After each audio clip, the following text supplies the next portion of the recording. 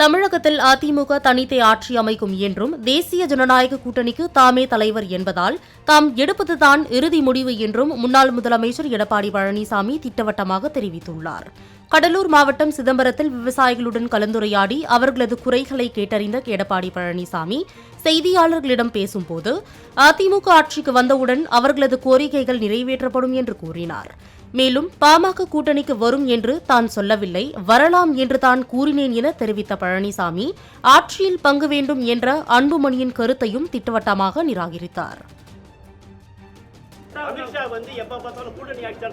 கூட்டணி ஆட்சி இல்ல, எங்களுடைய கூட்டணி ஆட்சி அமைக்கணும் சொல்றோம். நான் தான் தெளிவா சொல்லிட்டுல, நல்லா புரிஞ்சுங்க.